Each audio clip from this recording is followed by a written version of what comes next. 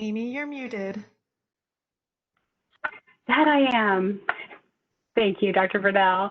Good afternoon. My name is Amy Shaman, and you are here for the Campus Life During COVID Town Hall. I'm here to provide a little bit of tech support. I do have a couple of brief announcements as we get started. Should you have any questions during the session today that you want us to consider, please put them into the Q&A box. You may also use the chat feature if that is easier for you. In addition, live captioning is available for this session. You can find the captioning through the WebEx multimedia viewer. That multimedia viewer is in the bottom right corner of your screen. If you click on it, and then you may need to scroll down, there should be a continue button, and then you will be able to see the caption. So I will now turn it over to Dr. Jayne Brownell. Welcome, everyone, and thank you. Hi, everybody. We are so glad to be able to have you on this call today. So as Amy already told you, I'm Jayne Brownell. I'm Vice President for Student Life. You are probably starting to get used to seeing my name on things. I am also joined by Dr. Jason Osborne, who is our provost. We also have Dr. Gwen here today, who is Assistant Vice President with me in Student Life. And she is here because she is our testing guru. She is one of the group of people who is putting together all of our testing plans, so we'll be here to answer questions. Yesterday was a big day for Miami. So we are ready to come back together. We are excited to either welcome you to campus for the first time or to welcome you home and back to Oxford. What we wanted to do today, though, was be sure that you know what to expect. I laid a lot of detail out in a letter yesterday, but sometimes it's easier to talk that through and to be able to get a sense verbally more than what you could read. So life is going to be different this fall than what you might have been dreaming about your first year looking like or what you remember last year. But it's still going to be a very good year coming together. It just means that we're going to have to adjust our practices so that we are able to do all of this in a healthy way and be able to stay together. So we're going to cover quite a few things today. First, we will talk about move-in, which includes testing upon your arrival to campus. And we'll talk about how you actually move into the halls. I know many of you are wondering about how you are going to find community while we are going through COVID and how we'll manage to stay healthy as we do that.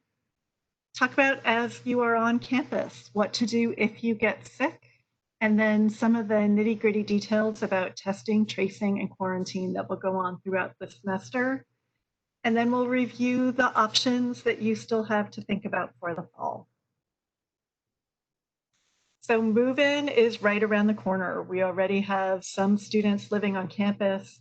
RAs are here getting the halls ready for you. They're putting up bulletin boards. They're putting up door decks.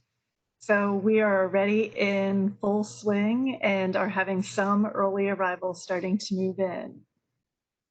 But next week when you get here, starting on Monday, your first stop is going to be over at Millett Hall.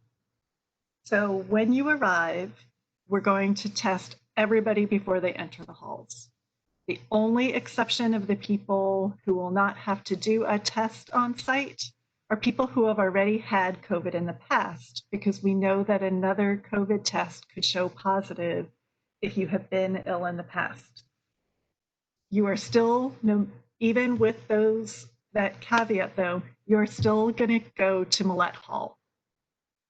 So before you leave home, the first thing you need to do is print and complete the paperwork that you'll bring with you to the testing site. You're going to get an email tonight. I hope it's tonight. It could be first thing in the morning, but hopefully tonight that will have all of these details and the link of where you could print that paperwork. You also, depending on how much time you have before you move in, you should consider getting a test at home. You are still going to get tested here either way, but we know that there is some percentage of the population who is walking around asymptomatic with COVID. So why not find that out before you get here instead of coming and getting a positive test and needing to isolate? So if you can, for your own peace of mind and convenience, think about getting a test at home if you still have time. The day that you are leaving for campus, the first thing that you're going to want to do is do a symptom self-assessment. So you could download the Campus Clear app from your app store. It's free. It'll tell you which symptoms to look for. And every person in your moving party should do a symptom self-assessment and take their temperature and make sure that you are all healthy. If anybody isn't feeling well, stay home. There's not pressure here. Email Campus Services Center, tell them that you want to move in a few days later. That's completely fine. We would rather have you come healthy. So do your self-assessment before you leave campus. Once you get here, you're going to enter the west parking lot from Millette Hall off of Sycamore Street. The first person that will greet you is someone from TriHealth. They're going to confirm that you did your symptom check. They're going to take the temperature of everybody in your moving party and make sure that you did that paperwork and you have that with you. From there, you're going to pull into one of the lanes that is set up for testing. So picture toll booths, that there are multiple toll lanes. You're going to pull into one of those lanes, and a member of TriHealth, our health partner, will give you a swab, and you will take your own nasal swab and give that back to them. They'll give you an information card and a wristband. That wristband will tell the people in your residence hall that you have been to this testing site and you're clear to move in. Now, I will say that if you get there, though, and you have symptoms, that is one of the ways that we will pull you off to the side. So think about what I just described as the easy pass lane. You have your paperwork done, you don't have any symptoms, everybody in your car is good to go, you pull up, you test, you move out. The ways that you pull into one of the cash lanes that are a little bit slower, one is if you come with symptoms. You're going to have to see a healthcare provider to determine whether you should move in that day, whether you go into isolation, or whether the symptoms say that you're okay, that it likely isn't COVID. Another way is if your paperwork isn't done. You'll be diverted into another lane to do your paperwork. And the last lane is if you have had COVID before, there will be instructions in this email about how to submit your results, and they'll confirm that they have that and that you are clear and exempted from testing. When you get through your lane, when you leave, there will be information tents so that you could get through this as quickly as possible and not back up the people behind you. You could stop at that information tent to find directions to your residence halls or other places on campus. When you arrive at your residence hall, you will show them your wristband. You're going to want to keep that wristband on for the next few days, depending on what day you arrive, so that they know that you've been cleared. You're good to move in. Use caution, as you would anywhere, that you're going to wear your face covering, you're going to keep 6 feet distance from people not in your moving party, you're going to wash your hands regularly. But what we're going to ask you is to be extra cautious. You're going to get your test results in 12 to 24 hours, depending on what time of day you arrive. So testing is open from 8 a.m. to 4 p.m. Our first test will be at 8 o'clock, no earlier. So depending on when in the day, it's 12 to 24 hours. We're not going to ask you to self-quarantine, though. What we're going to ask is keep your distance from the other people in your hall. Don't go introduce yourself to all your neighbors. Don't go chat with your RA. Keep to yourself and to your moving party until you get that test result that lets you know that you're good to go. If you have already moved on to campus and you were an early arrival, you are also going to be tested, but you'll get information about how to set up a test between now and Sunday so that you will complete your testing at Harris Hall, which is on South Campus, over by Student Health Services, but not in Student Health Services, at Harris Hall. And you will complete that by Sunday so that everyone arriving on Monday will be able to start their tests. So I am going to pause for a second and just look at Gwen and find out what parts of this I missed. Jayne, so far so good. And there's a lot of questions that are occurring in the chat that you either have gotten to or will get to. So I think we're in good shape so far. Okay, great. Then I'm going to keep moving. And then if there are questions left when I'm done talking, which I just am going to keep talking, we'll get to those as we move along. So you've gotten tested. You're now showing up at your residence hall. You show your wristband to check in. A few things for you to keep in mind. One is don't bring everybody you know along to move in with you. Keep it to a couple of people. I know my grandparents wanted to come move me in when I went to college. This is the year to leave them home. Bring just the people you need to move in.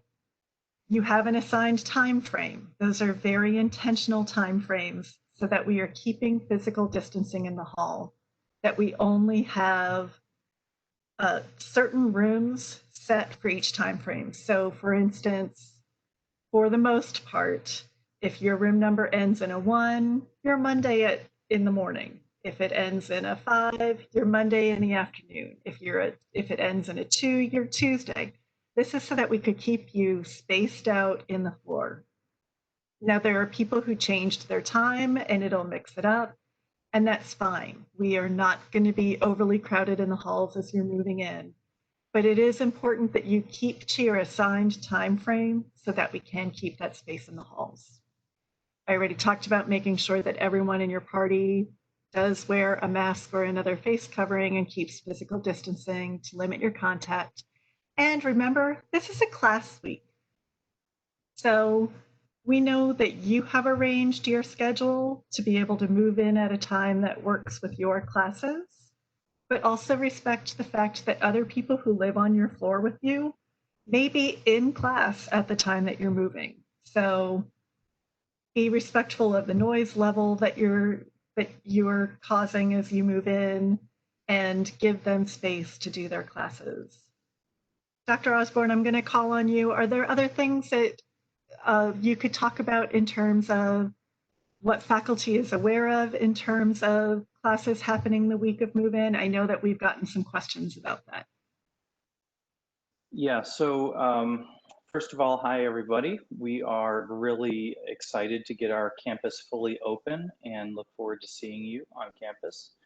Our faculty obviously are not used to people moving in the middle of the semester, so we have a few communications that are going to be going out reminding them that we're heading into a kind of unsettled time for a lot of students, and just to be mindful of that. We have given them some requests to be a little bit more flexible during this time, knowing that especially with tests that have very hard deadlines or big assignments, it may not be possible for you to do that or desirable. I've seen at least one comment in the chat saying, hey, I'm flying from the West Coast during this time, and so we're reminding our faculty of that.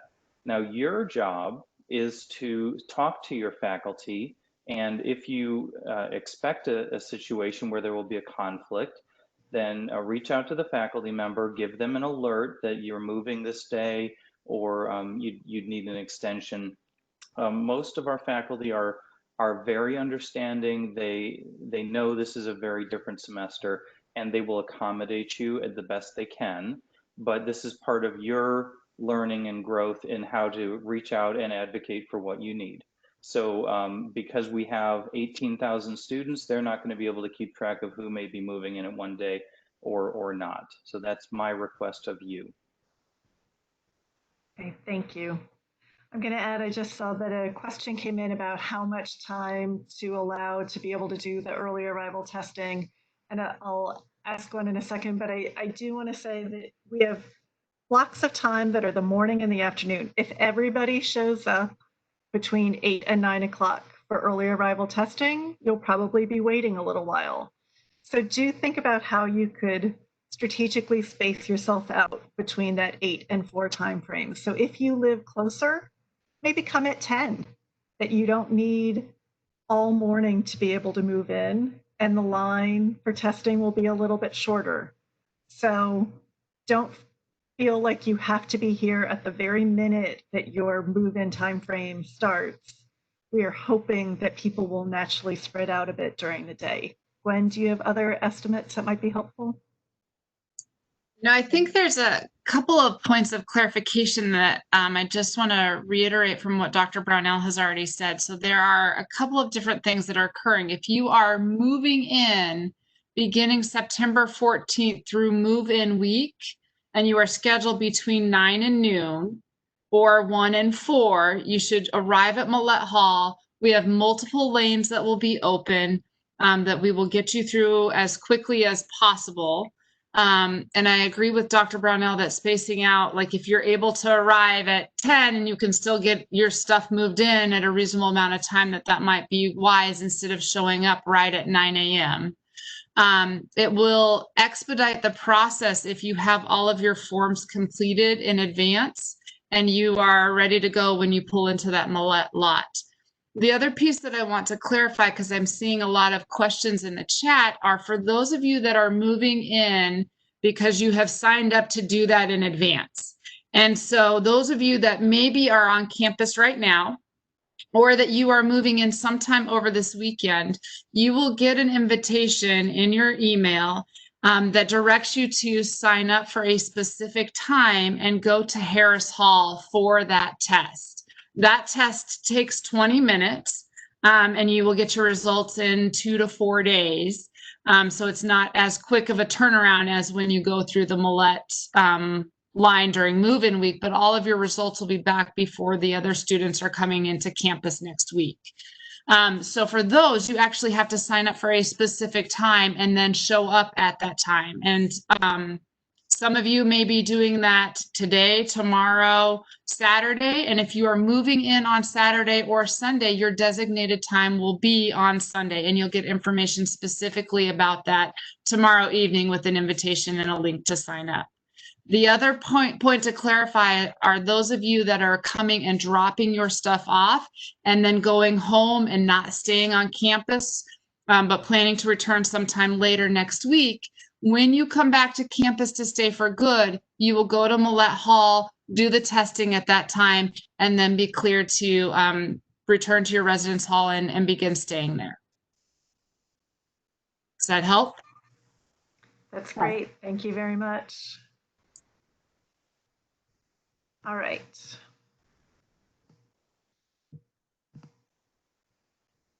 So thinking about creating community during COVID, when we think about the Miami experience, the 3 words that I have in red on the background here, community, belonging, and connection, are hallmarks of the Miami experience. We are not giving those up during COVID. They're just going to need to look a little bit different.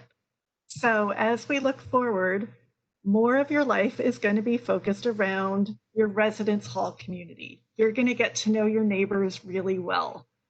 This is your pod of people that you are going to be responsible for each other. You're going to look out for each other. This is your family in Oxford that you're going to take care of. So plan to not be out and about and mixing in other halls as much as you might be other semesters, but think of your residence hall as your baseline community. We are also creating many different creative and meaningful ways for you to engage virtually. We still, under Ohio guidelines, are limited to groups of 10 or fewer outside of the classroom. So there are not going to be a lot of events on campus the way that there normally are. We are still going to be primarily virtual for student events, for student organization meetings, or it'll be 10 people at an event that is broadcast to another location with another 10 people and another location with another 10 people. but we have gotten very creative, and our student organizations have gotten very creative to be sure that you are still finding each other and staying connected. When I say no groups larger than 10, however, that doesn't mean you could have 10 people in your residence hall room. Really bad idea, in fact. You want to keep it to you or your roommate, maybe another friend, but these are not big rooms. So the guideline is no groups larger than 10, with as many as you could have, keeping your 6 feet of physical distancing. So making sure that you're keeping that in mind too. In thinking about your pod and how you're responsible for each other, you're not going to want to mix a lot of new people into your group during the course of the semester. So we are asking that you do not have overnight visitors. You're not bringing people back and forth between residence halls. If you're going to meet up with people that are from other halls or other parts of campus, try to do that in different kinds of buildings that aren't places where people live, or hang out outside. There's furniture outside. Limit the number of people that you have in your residence hall, including families that are coming to visit. Families, if you come in from out of town, meet at a restaurant, meet at a park, meet in different places, but don't come into the residence hall. In the same way, we are asking students this semester to limit your trips home to things that are truly essential. We are talking about 9 weeks from the time that you are here until the time that you're done. If you can stay in Oxford as much as possible, it'll help keep our kind of bubble of Oxford a little bit more isolated and your home communities healthier as well. As you move around campus, you will need to wear a face covering and practice physical distancing. That means that every building you're in, you are wearing your face covering. And when you're outside and you're walking with people that are not your roommate, or you're entering or exiting buildings, you're going to keep that mask on. That means that when you go to dining, this is going to be different too. Your food will be served to you. No more self-serve buffets. You will go through the line with your mask on. They're not going to be using plates that you have to eat in because there's not a lot of eat-in space. They're going to put your food into compostable containers, and there will be some seating inside, but you should plan that for most of the semester, when the weather's nice, you're going to eat outside. When it's not, you're going to take things back to your room or to lounges, and you're going to be creative about what you do. Recreation options are more limited, where most club sports and intramural sports are not going to take place this semester because there's just too much physical contact for it to be safe. We also are being aware of having pool balls and cues that are handled by multiple people, probably not a great idea. So we're thinking about what is shared and not shared. So there are going to be fewer of those options. This is a time to fall in love with outdoor exercise, visit our hiking trails, take up Frisbee golf, figure out ways that you could stay active in other ways. Dr. Osborne, do you want to talk a bit about the experience of face-to-face classes and what to expect in the classroom? Absolutely, thank you. So we've been working for quite a few months to figure out how the fall will look from an academic affairs perspective. We've been spending extensive time trying to figure out the safest way to hold our classes and what's the right mix of in-person traditional classes, hybrid classes where some people are remote, some people are not, and then, or some people are in person and some are not, and then fully online. I want us to be really clear that this semester is not going to look like previous semesters at Miami. That doesn't mean it's going to be inferior. It means it's going to be different. Our faculty may have courses online. We have limited classroom spaces that can accommodate numbers of students while also keeping 6 feet of distance. And so what we've done is we've spent several months optimizing as much as we can the space utilization. You may see classes happening in non-traditional spaces, for example, such as if there is a face-to-face class, it may be in the chapel, or it may be in what is usually I don't know, a multi-purpose room rather than a traditional classroom. You may even have things outside. So I know, for example, that our marching band practices and some of the other musical and classes and the theater classes, they may be outside just to keep everyone as safe as possible. You may not have many or any in-person classes. All of our faculty have been going through their courses, and they're deciding what's online, what's hybrid, and what's face-to-face. There are many, many reasons why a course may remain online. For example, if you're taking a foreign language, in speaking with our foreign language faculty, it's really difficult, especially if you're a novice, to learn a foreign language while everyone's wearing a face mask. So they've actually advised us that it's preferable to be on Zoom or WebEx for those sorts of spoken language instruction types of things. There's lots of things. What we want to do is just be very clear that we're doing the best we can. There are a lot of reasons why faculty may or may not have in-person classes, and you're coming to campus for a variety of reasons. You're highly unlikely to have more than a handful of classes. Well, no, I shouldn't say that. If you have 5 or 6 classes, you may have 1 or 2 that has some face-to-face component. So that is what we're doing. Where you have an in-person component, it's likely to be a much smaller group than normal, so everyone can remain distant and do the safety procedures. And we're going to need you to continue to do those safety procedures while you're in class at all times. So face masks, distancing, hand washing, cleaning of desks. We'll have supplies where you can clean your space, just like when you go to the gym, clean it when you get there, clean it when you leave. And we're really hoping that through these measures, we can have a successful semester. Back to you, Dr. Brownell. Thank you. I'm going to talk about contact tracing in a minute, but so this will make more sense when that comes up.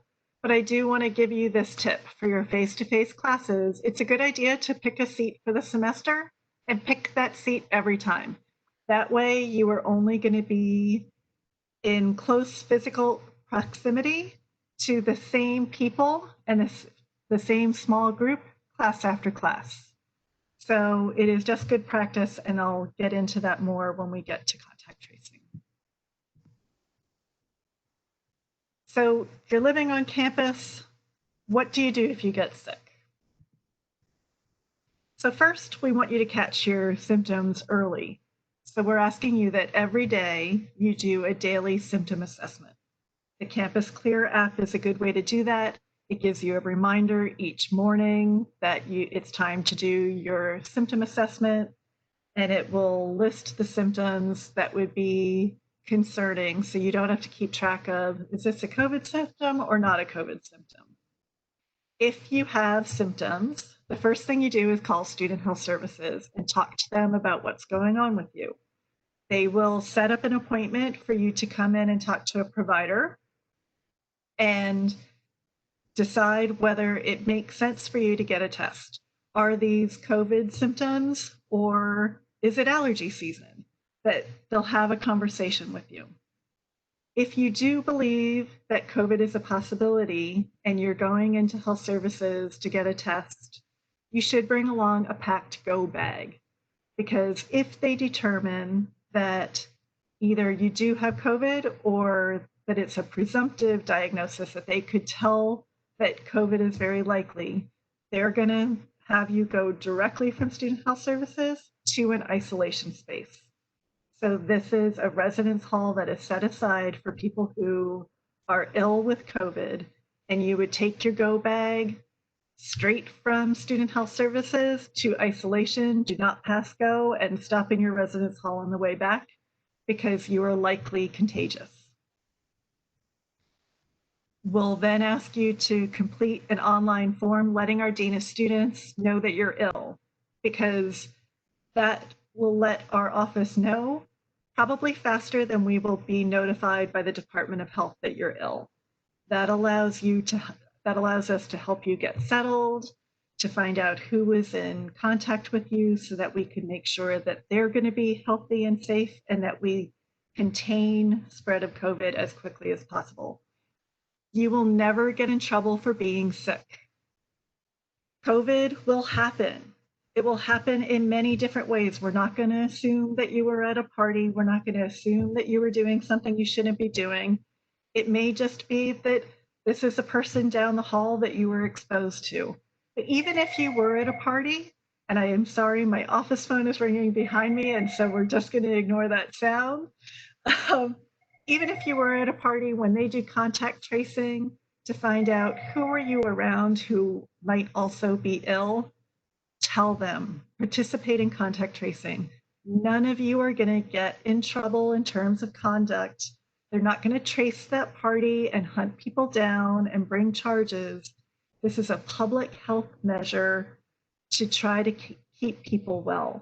And even though you may have minor symptoms, you don't know if the people around you have some kind of underlying health condition that the sooner they get medical care, the better their outcomes. So to take care of each other, you have to participate in contact tracing and help us get information as early as possible.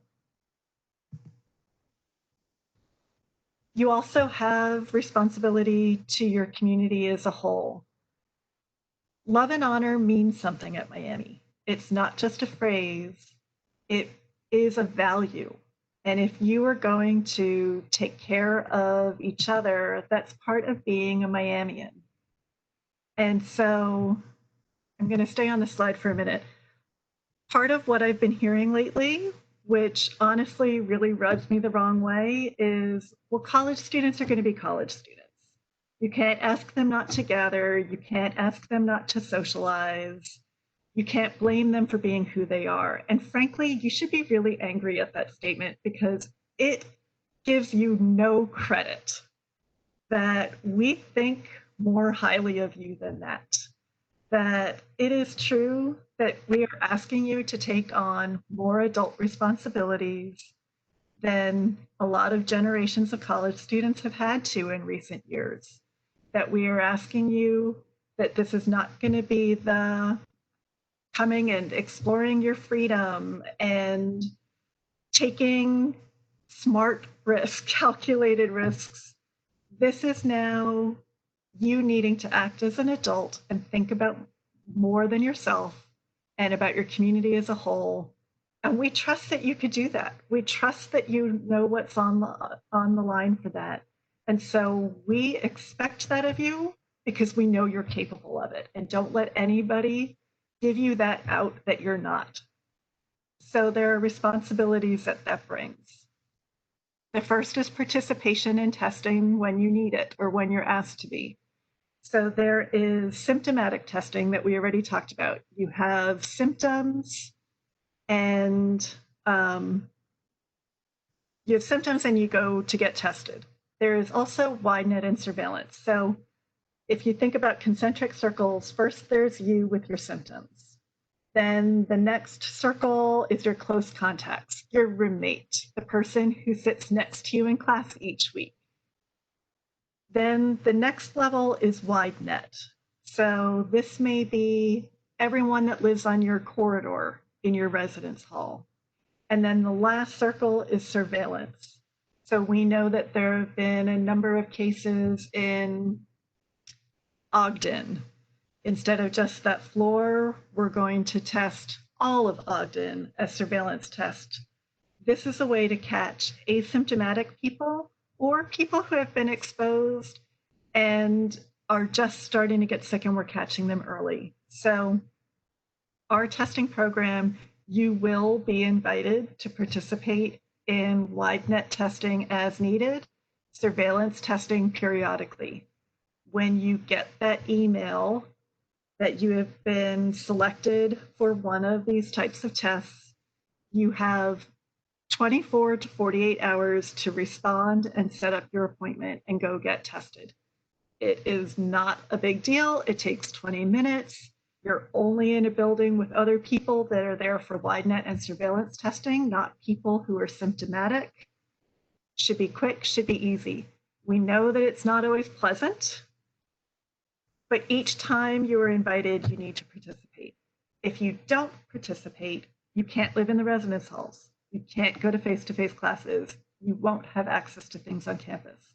We cannot force you to be tested, but what we can say is you can't live in this community if you're not tested. If you are not willing to participate in testing, please choose the remote option and stay home. That is what that means. Contact tracing, as I talked about, is for the people who have a close contact. So you may get a call from the Butler County Department of Health, and they'll say, we received your name as someone who has been potentially exposed to COVID. They won't tell you who gave your name, but they're going to trace you and see if you need to be tested or put in a quarantine. Quarantine is for people who do not have symptoms. Isolation is if you're ill. For isolation, illness. Quarantine, we're questioning if you have COVID. So this is a space on campus. Again, you will be told that you need to move into a different residence hall room where it is quarantine only. We have a recommendation that when you come to campus, you have a go bag ready to go. We included a link in yesterday's email that has a suggested list in a blog post of what you put in your go bag. 14 days worth of clothes, your toiletries that you just always have packed, because if you were asked to go to quarantine, you're not going to have much time.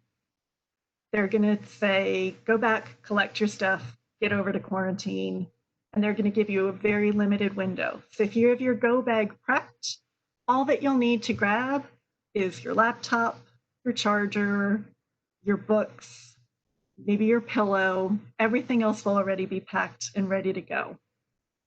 So you'll want to take those things with you. We get a lot of questions of, why do I have to quarantine for 14 days? Can't you just test me and then I'm good? Unfortunately, no. The reality of COVID is that it has a 14-day incubation period. So it is possible that some people who have COVID will have a positive test on day 2. Others will have it on day 5. Others will have it 14 days after exposure. So even if you have a negative test, it doesn't mean that you will not develop symptoms of COVID as your incubation period goes on. So you will be required to stay in quarantine for 14 days. This is a public health order. It is a legal order brought by the Department of Health that we are helping to enforce. And only the Department of Health can release you from quarantine. So you should not plan to go home. They're very, very hesitant to allow anybody to go home and give almost no exceptions to this because they don't want to put your home community at risk.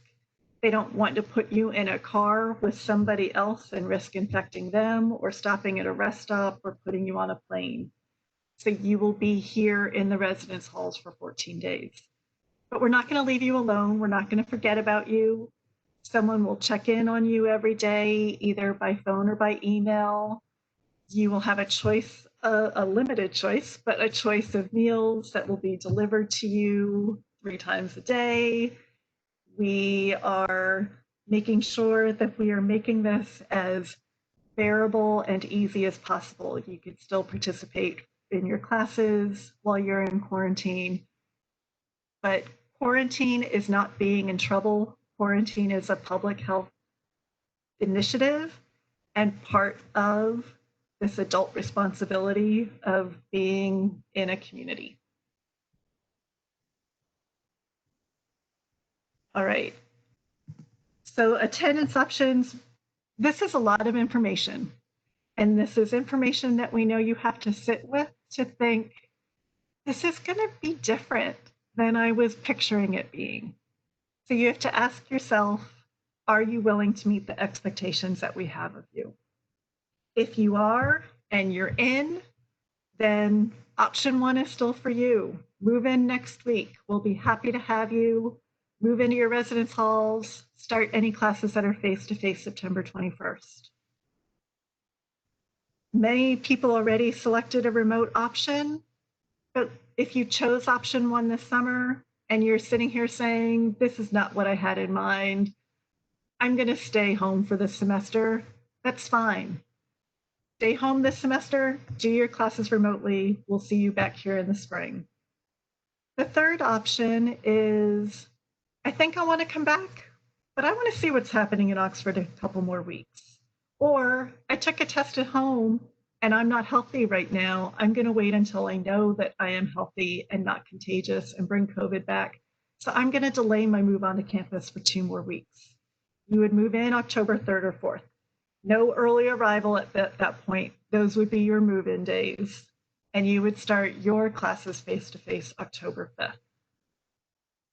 Dr. Osborne, would you talk a bit about if there's a remote option and they're changing from 1 to 2, what actions they may need to take to have that work?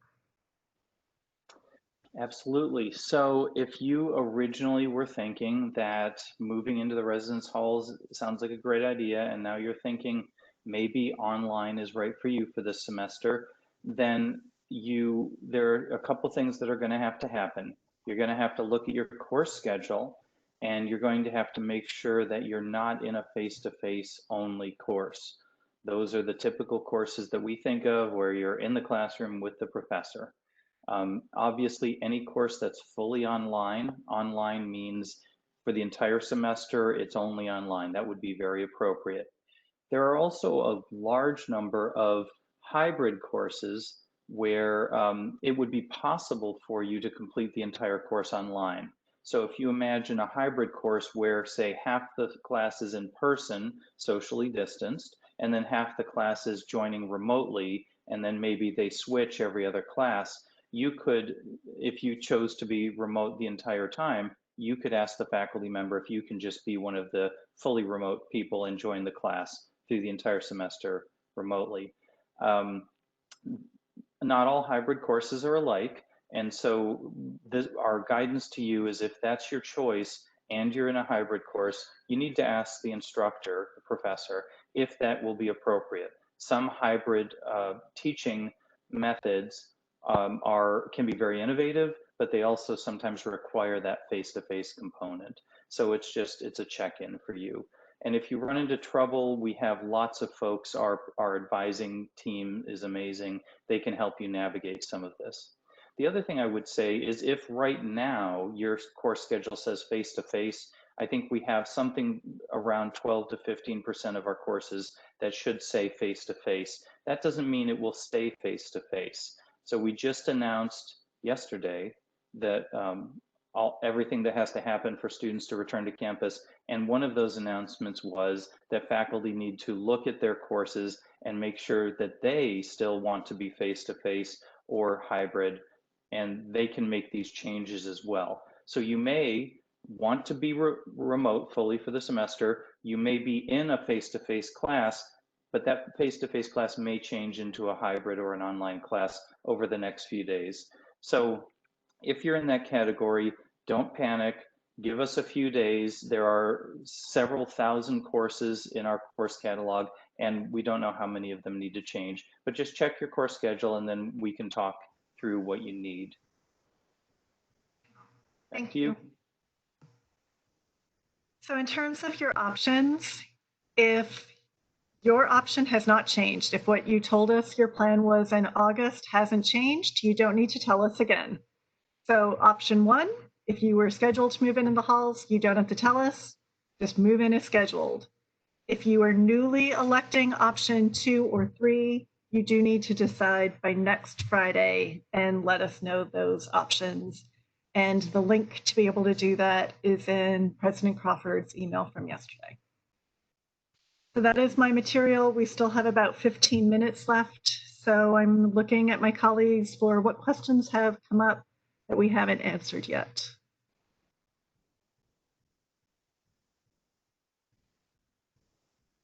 Dr. Brownell, this is Amy. We have had a question about how students who do not have cars on campus are going to be transported or get from the health center or wherever they are tested if they're determined to need isolation or quarantine. How will they get there? Will they have to walk, ride a bike, juggle their things, etc.? Thank you. Sure, Gwen, I'm seeing you nodding your head. Do you want to take this? Or do you want me to do this? Go ahead, Jayne. Okay. So there are different buildings for quarantine and isolation across campus. So partially it will depend on where you live, where the building is, whether you're coming straight from Student Health Services. Most of campus is pretty walkable. So if you can walk, we're going to ask you to do that. If you are ill or if it's across campus, we do have MUPD that will help us with transport. We don't want to call on them more than we need to. So again, if you can manage on your own, we'll ask you to do that, but we do have a plan for transport if needed.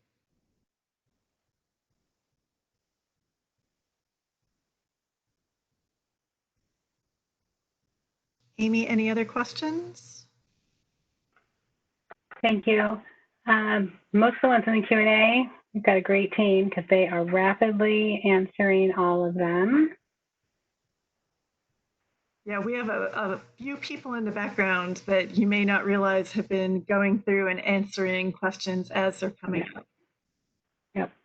There have been a couple of people who've asked various questions especially in the chat that only I'm seeing, as to why the information is changing so rapidly and what the best way for students and families to feel like they have the most current information. Sure, can I ask a little bit of clarification? Can I ask which types of information? Yes, sorry for not sharing that. I think it was the particular information on where they go to test, and I realize that protocol did change today, and the timing on that. There was a particular family member, I believe, who mentioned that the director of their hall emailed them and said, here's the plan, and now what's been presented is slightly different because of the change of protocol. Oh, interesting. Okay, so the most official answers are always going to be on the website. So the Healthy Together website is the best place to go. And there's Q&A on there that we continue to update.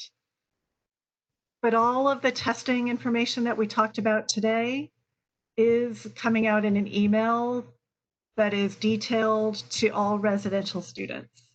So it may have already gone out. We are waiting for one form to be put in an accessible format. But as soon as that's ready, we're going to send that out and you'll have all of those testing details. Those really have developed very quickly. We have a team that has been working hard to make that work. Part of the issue was we had been counting on a rapid test to be able to do this. And the manufacturer of the rapid test had a manufacturing issue and has not shipped anything nationally in a couple of weeks. So we have been working very quickly this week to find an alternative way to do this that would be reliable and effective and manageable. So I apologize that some of those details are coming so late. We are working around our supply chain. Thank you for that. We're just recently. Jason, are you jumping in? I apologize. Okay, I saw him unmute. I thought he had something that he was adding in. Amy, go ahead. I'm just ready. There have been a couple of questions very recently on what kind of medical care will be available to students who are in isolation if they are not sick enough to need hospitalization. So isolation is effectively working as an infirmary that Tri-Health will be monitoring people. It does not mean that they're making house calls door to door, checking each person physically in person. What they'll be doing is checking on each person trusting that they will be able to identify if their symptoms have changed since the day before. And they'll also be given information about how to reach medical care 24 hours a day if anything were to change and they needed assistance in between those proactive check-ins. So all of that will be managed by medical professionals from TriHealth. Thank you.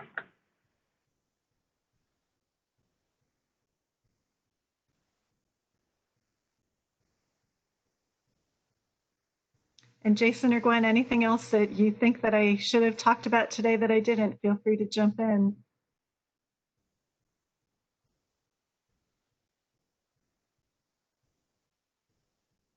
I guess I might just add that we've spent a lot of time talking about testing here. And I want to emphasize that testing is one part of our approach and that it's really important that students wear their facial covering. So anytime you leave your residence hall room, whether that's to go down the hall to use the restroom, or if you are going anywhere on campus, you need to be wearing your facial coverings at all time unless you are actively eating. So that's a really important message that everyone needs to hear, because the more that we can do that, the better off we're all going to be. Additionally, I saw some questions about cleaning. So when you are taking your classes, there's an expectation, if you're face-to-face, that you clean your workspace before and after you use it. And there will be cleaning supplies in the classrooms that will help facilitate that. But making sure that we're practicing good hygiene is really, really important, as well as physical distancing. And I know that that's hard, but maintaining physical distance and just giving a little bit of extra space and limiting your gatherings will be really important. So I want to just emphasize that this is, all of these pieces help. So even though we're talking a lot about testing, the rest of it matters too. So there have been a few questions about if I get an order to isolate or quarantine, can the parents come take me home? Those kinds of things. And I've been trying to answer a little bit, but there seems to be some anxiety there. And as certainly a parent, I understand that. Can you really clarify what that isolation and quarantine order is and what is allowed or is not allowed? Sure. So the order comes from the Butler County General Health District. It is from the Department of Health. It is a legally binding order. We do have information from our county prosecutor. They will prosecute people who violate quarantine and isolation orders. It is that serious of an order and expectation to keep our community well. So Butler County will tell you that you have to quarantine or isolate. We will provide the space, because being in your residence hall room isn't a way to keep people safe. So we have provided an identified quarantine and isolation space, and will care for you and check on you and feed you while you're in that space. But it is the Department of Health that determines if you need to be there and if you are allowed to leave. So for instance, we did have a large group of students that was moved into quarantine several weeks ago because they were potentially exposed, and by the time they would do contact tracing, it would be out of control. So people were moved into quarantine. As contact tracing finished, they were able to release people in shorter than 14 days because it was determined that they were at low risk. For the most part, though, when you go in, the Department of Health is going to keep you there for that 14 days. Again, I know that you would rather be home, and earlier this summer when we did our webinar, we said that you would be able to go home if possible, but that if possible is determined by the Department of Health, not by your family, not by Miami, but by the Department of Health. And that if possible is them weighing the risk to the community by having you leave this space, and what your transportation option is, how quickly you get there, what your home environment is, and whether you are putting another community at risk. And they are going to default to the conservative side and say you should stay here. In the same way, I do want to mention, right now the national guidance is shifting to say colleges, if you have an issue, if you have an outbreak on campus, do not send students home. That is not good for the communities that they're going into. You are introducing spread into other communities. This is one of those things then that could change as we go through the semester. So let's say that we do have an outbreak in a residence hall. We are more likely to say that entire residence hall should shelter in place, stay where you are. All of your classes will be online for a couple of weeks. It is a version of quarantine, if not full quarantine. But you will, there could come a time where we have to say, you can't go home. You have to stay. It may be that you have to stay for 2 weeks in quarantine and then go home, or that we're being asked to keep you here. That is public health advice that we will need to follow as we move forward, and I can't promise how that might develop. So there were also some questions about single residence halls. You want to talk through that? Sure. So in the past few days, now that we know that we are coming back, we reevaluated to see who is returning and where in our halls we can continue to de-densify. Our residence halls have capacity for about 8,300 people. We have pulled some of our halls offline for quarantine and isolation, but we are going to have fewer than 5,000 people on campus. So we would like to spread people out. We want to have as many people in singles as possible so that when you contact trace, it is likely that you won't have to quarantine because your roommate became ill, that you could stay where you are and have a better shot of being healthy. So last night, we reached out to students who are currently in doubles saying, we're going to need to move some people if you would like to volunteer for a single for the semester, that we will move you first, but we are going to need to spread people out. So triples and quads were already de-densified. Now we're looking at doubles. We're looking to get individual halls de-densified. So our sophomore halls took care of themselves by a lot of students opting out and moving off campus. Our first year halls, some of them are still pretty full, and we want to spread people out for the safety of the community. So I know some of you were counting on having a roommate and looking forward to having a roommate. We're looking at how we can move people on the same floor or on the same building, but there are some buildings that, to be safe, we're looking to move some people out and move them around. So it's possible that in the next few days, you will be notified that we are shifting rooms and that you'll be in a single for this semester.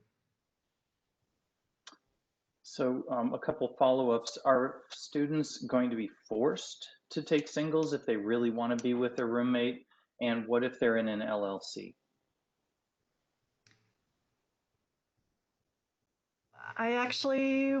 I'm wondering if our Director of Residence Life can pop in. Yep. Hello. Hi, everyone. My name is Vicka Bell-Robinson. I'm the Director of Residence Life. So yes, students will be forced to move to singles. We were really hoping to get volunteers to do this because we know that a lot of students were looking forward to being with roommates. It is obviously having a roommate, selecting a roommate is the an ideal situation, but given that we're trying to keep campus as safe as possible, and Dr. Brownell already mentioned this idea that if someone should test positive, it's just one less person that they're in close proximity with. So we are making this move. It wasn't possible to really de-densify to this magnitude before we had final numbers on what students were choosing to do this fall. And so We recognize that this is likely disappointing for many of you, but we're excited about having you all back on campus, and we're going to make it a great experience. Just because you're not in a room with someone doesn't mean you won't be able to engage with them and build community with them. It just gives everybody a little bit more space for everyone's safety. We did, like Dr. Brownell mentioned, ask for volunteers. We had some people volunteer right away. We also have some limited groups of students who are already here as early arrivals. There are other groups of students who aren't necessarily going to be separated, but we will likely have to uncouple roommates who are hoping to be together. And Vicka, you had said about 800 people? Yeah, about 800 students. We will need to uncouple. And LLCs? Could you talk a little bit about LLCs? So yeah, it's gonna really make it interesting. It's gonna be a little bit of a challenge with living learning communities. A vast majority of our first year students actually pick our Explore Miami Living Learning Community, which already exists in a lot of different buildings. And so they're not likely to notice a change in their LLC experience. For some of our more focused living learning communities, we'll just have to work extra hard to try to make sure there's a cohesive experience. But living learning communities will be impacted, but we'll do what we can to provide an experience. Thank you. And I'm looking, we are at 6:01. That last 15 minutes flew by. Amy, I'm going to look to you. Is there any burning last question, or should we wrap up? I think they are all pretty closely related to what was just discussed. The only one that is distinctly different is there's been a question about the students who have already tested positive, who are largely the students who are living off campus. What is their status? Are they in quarantine, isolation, etc.? Sure. Our off-campus students are quarantining and isolating in their own residences. So they are not on campus doing that. We do, if they are in an environment where it is not possible to isolate, we will consider bringing them to campus, but we need to reserve our on-campus rooms for our residential students, because off-campus students can do that more easily in their home, where in a residence hall room, you have no choice. You don't have anywhere else to go. We need to be able to provide that space. We have students who, we have had no students hospitalized. We do have a range of symptoms, some that are mild, some that are more serious. These are, for the most part, in our numbers, these are students who came to health services because they were having symptoms and asked to be tested. So we do have symptomatic students on campus, but if you look at the dates, you could see that typically within about 10 days, people who were symptomatic are no longer going to be contagious. And so Butler County will work with them to clear them to be able to recirculate in Oxford. So with that, I'm just going to look to Jason and Gwen. Any last thoughts? All right. Go. We've had a lot of good questions, and I just want to thank everyone for asking these really important questions, and I hope you got good answers. And we're excited to see you in a few days. Gwen, were you going to jump in? Dr. Brownell, I was just going to ask, there are some questions in the chat that we did not get to. What should people do with those if they have a question that was not answered? We have a calling bank that is currently running from 8 a.m. to 5 p.m. Monday to Friday. And in President Crawford's email, there is also an email address that calling bank is responding to. So you can call, but you could also send an email to that address, and we will make sure that the right person gets it and you'll get a response. So thank you for engaging with us. We really are looking forward to having students back. This campus is not the same without your energy, and we are trusting that everybody's going to do the right thing, and this is all going to work, and we're all going to do our best. So we'll see you soon.